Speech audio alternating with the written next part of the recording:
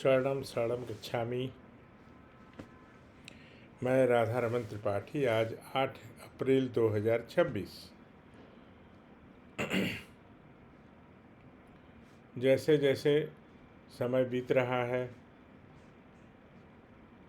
नए नए वीडियोस बन रहे हैं। उसमें कुछ विषय रिपीट भी हो रहे हैं, लेकिन कोई बात नहीं है, उसको रिपीट करना पड़ेगा। और आप लोग चूँकि सब्जेक्ट कुछ बताते नहीं या कुछ कि किस माने विषय पर वीडियो बनाया जाए, तो मैं अपने मन से कुछ बना देता हूँ। मेरे पास मटेरियल्स बहुत हैं। मैं 500 और अलग से और बनाने वाला हूँ और बना सकता हूँ। लेकिन जब कोई बोलते हैं ना कि इस पे बनाइए उस पे बनाइए, तो मुझे और अच्छा लगता है। एनीवेज कोई बात नहीं है। पहले 3 परमनाद करता हूँ और फिर आपके साथ बात करता हूँ।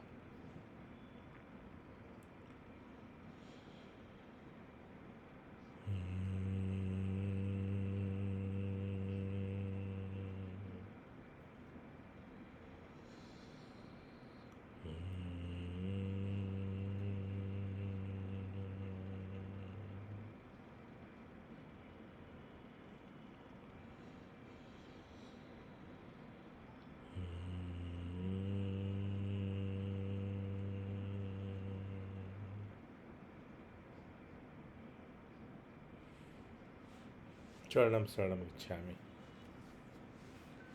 श्वास लेते समय धीरे धीरे श्वास लेना है और उसमें बहुत तेज आवाज़ नहीं हो, है ना, एकदम धीरे धीरे, तब तक कि और आगे न लिया जाए। तो ये ऐसे बोलता हूँ रोज़ मैं, लेकिन आप सबको पता है बहुत सरल है, बहुत सिंपल है। परम जी ने इसे बहुत सिंपल बना दिया है। तो एक तो ये है, परमनाथ के लाभ अनेकों, अनगिनत। अनगिनत मतलब किसी भी प्रकार का स्ट्रेस, तनाव, उससे मुक्ति मिल जाती है, पूरा क्योर हो जाता है। आप लोग सुने होंगे कि स्ट्रेस मैनेजमेंट का क्लासेज होता है और होता था पहले। हम लोग क्या करते हैं, परम जी बोलते थे कि तुम लोग तो स्ट्रेस क्योर करा दोगे, मैनेजमेंट करने की ज़रूरत नहीं है। मैनेज की हुई चीज़ फिर दोबारा वापस आ सकती है। जो परमानेंटली क्योर हो जाएगा वो दोबारा वापस नहीं आएगी। तो हम लोग क्या करते हैं, स्ट्रेस को क्योर करा देते हैं। इसलिए परम जी के साहित्य में ना स्ट्रेस मैनेजमेंट का वो जिक्र नहीं है, उसका उल्लेख नहीं है। उसमें है स्ट्रेस क्योर, पॉजिटिव एटीट्यूड। तो जो हमारी सोच है वो सकारात्मक हो जाती है। 50% लोग जिनसे मैं मिलता हूँ, मान लिया कि 10 लोगों से मैं मिला, तो उसमें 5 लोग जो है वो निगेटिव ही बात करते हैं। निगेटिव मतलब कि निराशा वाली बात करते हैं, कुछ ऐसी बात बोलेंगे जैसे उनके जीवन में कुछ है ही नहीं। तो वो परम योग करें, परम पृथ्वी करें, माने मिराकुलस परिवर्तन होगा, एकदम जैसे मिरेकल होता है ना, चमत्कार जैसा। परम जी जब भी कहीं हम लोग जाते थे तो वो बहुत डायरेक्शन देते थे, बताते थे, समझाते थे। तो बहुत पहले अराउंड 2001 में कोचीन जाने का एक प्रोग्राम बना। कोचीन कोचीन और एर्नाकुलम ट्विन सिटी है, माने जो रेल से जाते हैं वो एर्नाकुलम उसको उतरना पड़ता है, और जो फ्लाइट से वो जाते हैं वो कोचिन। कोचिन पहले बोलते थे, COCH चाहिए, अब कोची हो गया। तो परम जी को हमने बोला कि परम जी हम लोग को जाना है, और उसमें 2 गाड़ियाँ जाने वाली थी। उसमें मैं था, राहुल, अम्बू, एक हमारे मित्र थे, और एक अम्बू के भाई संजय त्रिपाठी, है ना। 5 लोग थे, 2 गाड़ियाँ थीं। तो मुंबई से बाई कार घूमते फिरते जाना था। जैसे ही परम जी को मैंने बोला कि हम लोग को जाना है कोई व्यापार बिजनेस के ट्रिप में, तो परम जी एक बाल्टी रखते थे, बाल्टी में पानी, परम जी का पानी जो है 45 मिनट्स तक बॉयल होता था और फिर ठंडा होके वही पानी वो पीते थे। एकदम घड़ी देख के 45 मिनट, 40 भी नहीं चलेगा। और बॉयल होगा 45 मिनट्स, उसके बाद फिर ठंडा करके, और उसके ऊपर एक पानी के बाल्टी के ऊपर से कपड़े का एक थैली जैसा भी रहता था। परम जी का बहुत ही बढ़िया सब इंतजाम रहता था। तो उन्होंने एक बात बताई बड़ी अच्छी, बोले कि देखो ये जो बाल्टी है ना, ये वहाँ का लोकायुक्त, लोकायुक्त मतलब चीफ जस्टिस वगैरह जो होते हैं ना, वो आफ्टर रिटायरमेंट या जस्टिस जो होते हैं वो आफ्टर रिटायरमेंट उनको वो पद दिया जाता है। वो 5 साल का बहुत ही पावरफुल पोस्ट होता है, उनके अंडर में सारे एडमिनिस्ट्रेटिव ऑफिसर आते हैं। तो उसमें उन्होंने खोद के, माने जैसे नाम जो बर्तन वाले हैं ना, वो कुछ उसमें इनक्रेव कर देते हैं, तो वो उसमें दिखाया परम जी ने कि देखो केरल का ही है, जा ही रहे हो तो इनसे मिलना भी। तो अलुवा करके एक जगह है वहाँ, इंडस्ट्रियल एरिया, तो वहीं पे उनका कुछ घर वर था। तो परम जी ने और एक बात बताई, ये तो हो गया, उनका नंबर दिया, उनका नाम दिया और दिखाया कि देखो वो बाल्टी उन्हीं का दिया हुआ है। सोचिए, तो वहाँ के जो मुख्यमंत्री थे EMS नंबूदरीपाद, है ना, EMS नंबूदरीपाद, वो महान communist party of India Marxist CPM के नेता रहे और मुख्यमंत्री कई वर्षों तक रहे। लेकिन परम जी उनके अतिथि हुआ करते थे। 2 मुख्यमंत्रियों की बात आज बताऊंगा, एक बिहार और एक केरल। तो परम जी खूब ये सब बताते रहते थे, उससे कुछ होगा कारण और उनका कुछ पर्पस होगा कि हम लोग जानें उनके बारे में। वैसे उनके बारे में जानने की ज़रूरत मुझे तो कम से कम नहीं थी कि परम जी कौन है क्या है। काम बनता था और बनता है अभी भी, बस। लेकिन परम जी बहुत बातें बताते थे। तो EMS नंबूदरीपाद जो थे वो केरल के मुख्यमंत्री और CPM के बहुत बड़े बड़े हेड थे, लीडर थे उस समय के। और जब परम जी वहाँ रहते थे तो वो भयंकर पूजा करते थे, और पूरा वो क्या बोलते हैं वो लोग, भभूत लगाते हैं ना ऐसे, एशेज, और परम जी को साष्टांग करते थे। और बाहर जब निकलते थे तो पूरा भभूत पूजा टीका सब मिटा के, क्योंकि वो अलाउड नहीं था उनके पार्टी में ये सब चीज़ें। तो परम जी ने उनसे पूछा कि भाई आप मेरे सामने तो आप ऐसे रहते हो और जब बाहर जाते हो तो ये सब ऐसा कर देते हो सब। तो बोले कि मेरा 2 जीवन है, एक राजनीतिक है और एक आप हैं, मैंने एक तो आपका शिष्य हूँ तो आपके सामने तो सब कुछ है। साष्टांग भी करते थे परम जी को, और परम जी उनके घर में अतिथि उनके रहते थे, नंबूदरीपाद के, EMS नंबूदरीपाद के। और जब बाहर जाता हूँ तो मेरी तो एक अलग दुनिया है राजनीतिक, तो उसके लिए तो मुझे उनके हिसाब से चलना पड़ेगा। तो खैर ये तो, और उनके साथ रहते थे, उनको सिखाते थे, वो इनसे सीखते थे, वो अलग बातें थी। खैर हम लोग जब कोचिन गए तो वो आउट ऑफ स्टेशन थे, जिनका जो लोकायुक्त रह चुके थे, और परम जी ने उनका नंबर दिया था, तो हम लोगों ने प्रयास किया, तो he was out of station, तो नहीं मिल पाए हम लोग। अब एक और बड़ी इंटरेस्टिंग बात, लेकिन वो शायद मैं पहले बताया हूँ, लेकिन कुछ लोगों के लिए फिर से बताता हूँ।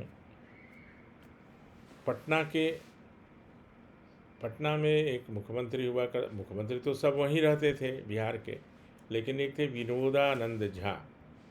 विनोदानंद झा के अतिथि रहे हैं परम जी बहुत सालों तक, वर्षों तक। और बिहार के मुख्यमंत्री का आप समझिए, उस समय बिहार झारखंड एक ही था, अलग नहीं हुआ था। विनोदानंद झा जब थे तो अब वो अलग नहीं हुआ था। तो परम जी वहाँ रहते थे, लेकिन परम जी की एक आदत मैं बता देता हूँ, उनको 6 बजे,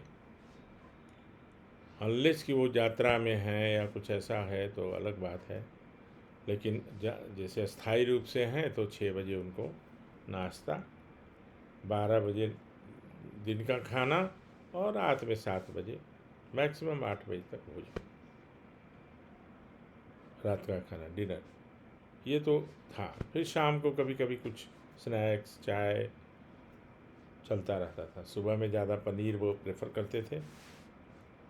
अब मुख्यमंत्री के अतिथि तो थे, तो मुख्यमंत्री का तो अलग अलग है, एक से एक किचन है, शेफ है, कुक है। और परम जी को 6 बजे भूख लगती थी, लेकिन ये बोल नहीं पाते थे कि भाई हमको तो 6 बजे नाश्ता चाहिए।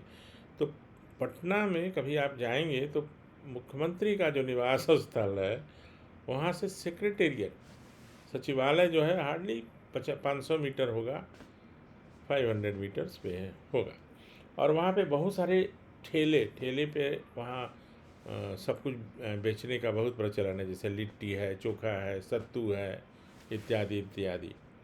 तो परम जी क्या करते थे कि सुबह उठते थे और चुपके से अपना घूमने के बहाने आए और बैठ गए ईंट पर, या बेंच है जो उनका होता था, और सत्तू पिए और चल दिए, या खा भी लिए सत्तू।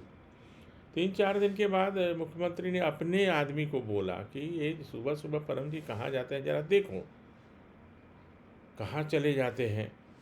तो वो चुपके से, उनका जो आदमी था जासूस की तरह, परम जी आगे आगे जा रहे हैं, वो पीछे पीछे कि जाते कहाँ हैं सुबह सुबह रोज़। तो वो देखे कि जाके सचिवालय, सेक्रेटेरिएट के सामने जो ठेला वाला सब है, सत्तू बेचता है, वहाँ उस परम जी सत्तू पी रहे हैं। तो सत्तू पी रहे हैं, तो फिर लौट गया और जाके उनको बोला कि वो तो जाके सत्तू पीते हैं रोज़ सुबह में, परम जी।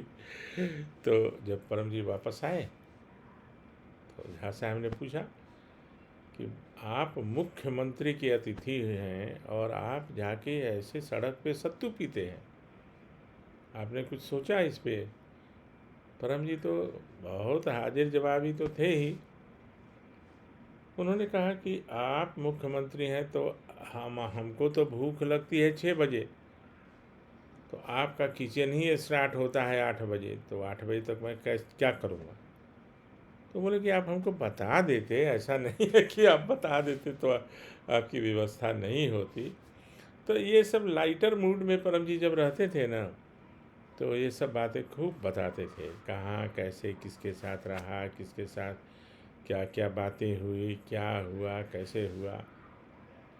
तो वैसे तो परम जी को खिलाना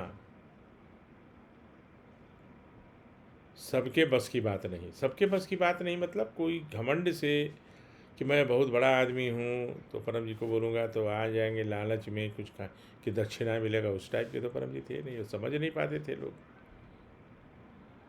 और बहुत लोगों ने उनको आ, सोने के थाली में भी खिलाया, और फिर वो सोने की थाली उनको ही दिया, चांदी के बर्तन दुनिया भर के। तो वो कोई मैटर नहीं करता था कि कौन बड़ा आदमी है, तो वो बुलाएगा तो मैं चला जाऊंगा, और कोई छोटा आदमी है तो नहीं जाऊंगा, क्योंकि मैं तो देखा हूँ और उनके साथ बहुत सफ़र किया हूँ। मैं तो ज़मीन में भी सोया हूँ उनके साथ जाके कई लोगों के यहाँ, और क्या आनंद। परम जी के लिए कोई छोटा नहीं और कोई बड़ा नहीं। और बड़े बड़े लोगों को तो परम जी ऐसा जवाब देते थे, अगर उनको घमंड हो गया कि हम बहुत धनी है और स्वामी है, इनको 500 रुपया दे देंगे या 5,000 रुपया, बड़ा खुश हो जाएंगे। अभी एक छोटी सी बात बताता हूँ, बोकारो की बात है। हमारे साले का ट्रांसफ़र वहाँ हुआ था। एक सेंट्रल मार्केटिंग ऑर्गेनाइजेशन होता है CMO सेल में, तो हम लोगों ने एक नया पोस्ट क्रिएट करवा के और वहाँ उनका ट्रांसफ़र करवाए थे। उनका कुछ कमिटमेंट था कि नहीं।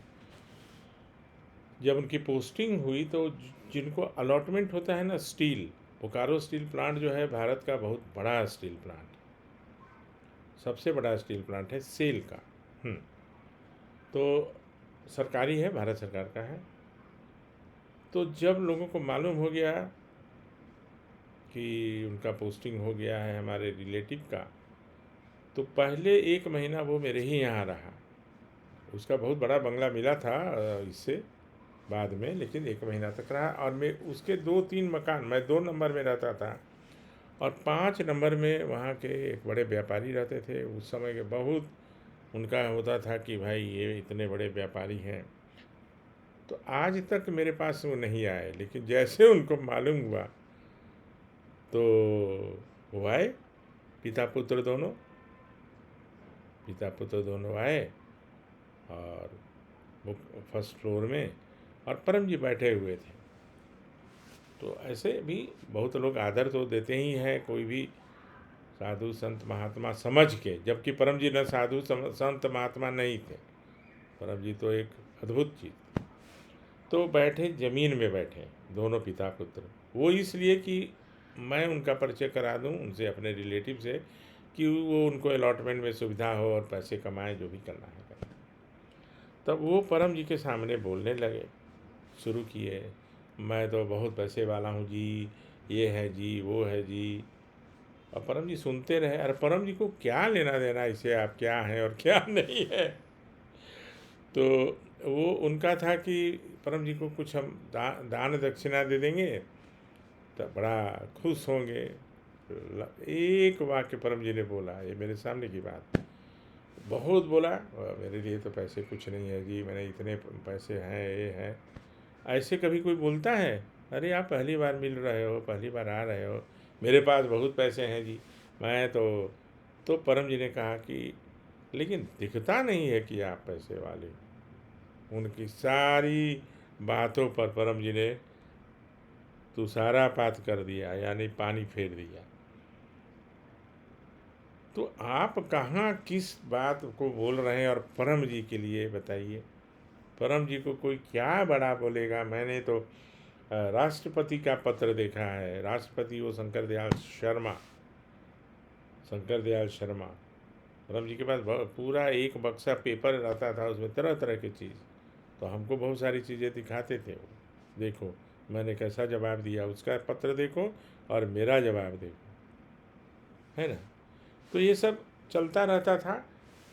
थोड़ा जानकारी के लिए आप लोगों को बताया हूँ। पत्र और परम योग से वैसे इसका कोई ज़्यादा संबंध नहीं है, लेकिन परम जी ने जब बताया मुझे, तो मैं चाहता हूँ कि आप भी जानिए, मैं सिर्फ अकेले जान के क्यों रहूँ। ठीक। तो बहुत दृष्टांत हैं, दृष्टांत मतलब कि ऐसे बहुत सारी बातें हैं। एक रेणुकूट जगह है उत्तर प्रदेश में, मैं नहीं जा पाया हूँ, मेरे रिलेटिव्स गए हैं, परम जी ने ही भेजा था। और वहाँ एक हनुमान जी का मंदिर, एक रात में परम जी और करपात्री जी ने मिलके वहाँ बनवा दिया। हिंडाल्को की वहाँ फैक्ट्री है, रेणु सागर और रेणुकूट। तो ये रेणुकूट की बात है। मुझे वो मंदिर देखने जाना है, क्योंकि वो परम जी ने बनवाया था। वहाँ पर कुछ और चीज़ें थी, तो रात भर में परम जी ने वहाँ क्या किया कि उसको कन्वर्ट कर दिया मंदिर में, हनुमान जी का मंदिर। तो जो रेणुकूट में रहते होंगे वो शायद उनको मालूम होगा। तो ये सब हो गई आज कहानी की बातें, परम जी के द्वारा बताई हुई। और बहुत सारी बातें बताऊंगा, और बहुत लोगों के साथ परम जी का क्या वार्तालाप हुआ, क्या क्या सिखाया परम जी ने, किसको क्या सिखाया, वो सब धीरे धीरे बताऊंगा। ये जैसे वो जो है ना, मेरे पास बहुत पैसे हैं जी, ये है जी, वो है जी, और एक बात में परम जी ने कह दिया कि आप दिखते तो नहीं हैं, है ना, तो क्या हुआ ऐसा बात करने का। और मुख्य P3Y फिर से रिपीट कर रहा हूँ, पहला P परम जी, दूसरा P पप्र, और तीसरा P और Y मिलके परम योग। पप्र से इच्छा पूर्ति, परम योग से मानसिक शांति और मानसिक रोगों का निवारण। बिल्कुल भी बच गया है। हाँ, कोई नहीं। तो तो कल आज मैंने सोचा था कि आपको बताऊंगा। तो डिवाइन प्रॉमिस जो है ना परम जी का, तो ये विजय कौल ने जो किताब का संकलन किया, वो किताब कुछ ऐसा लिखे नहीं है, किताब मैं लिख रहा हूँ। वो उसमें परमजीत से पहली मुलाकात से लेकर और अभी तक का सारा अनुभव, परम जी के साथ यात्रा, परम जी के साथ किसने क्या किया, किसने कष्ट दिया, किसने क्या, वो सब उसमें वर्णन रहेगा। बहुत ही बढ़िया वो पुस्तक आप लोगों के सामने आएगी। और उसी के लास्ट पेज में था एक डिवाइन प्रॉमिस।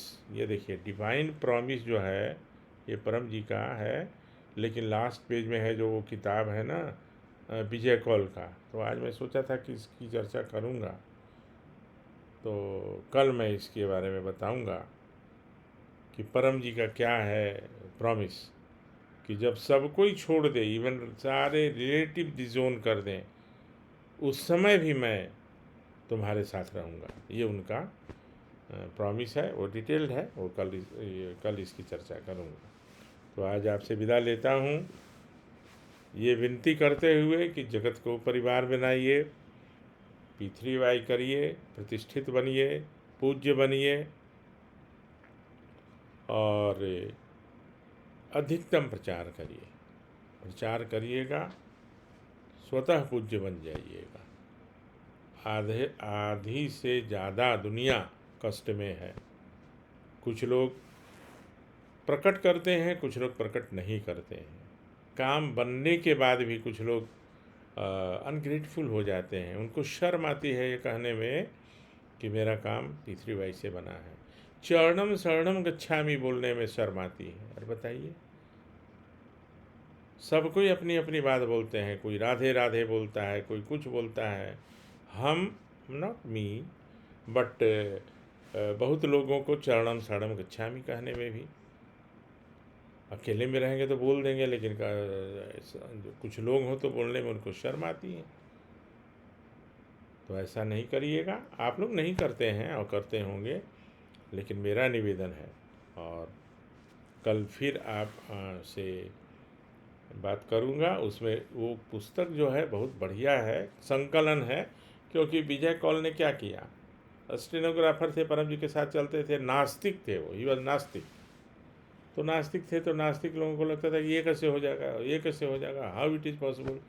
तो वो उस समय के परम जी के साथ सबसे मिले, करपात्री जी से मिले, पुटपर्ती के साईं बाबा से मिले, मुक्तानंद सरस्वती से मिले, आनंदमयी माँ से मिले, और कई लोगों से, है ना। और उनका जो अनुभव, उन्होंने जो रिप्लाई दिया, वो उस पुस्तक में उन्होंने लाया है। और परम जी कहाँ कहाँ रुके, कहाँ कहाँ क्या किए, किससे मिले, इंटरव्यू क्या दिए, उस किताब में है। तो अभी विदा लेता हूँ। पूज्य बनिए, जहाँ हैं वहीं आपकी इच्छा पूरी होगी। पुनः एक बार, और अब आपसे विदा। शरणम शरणम गच्छामि।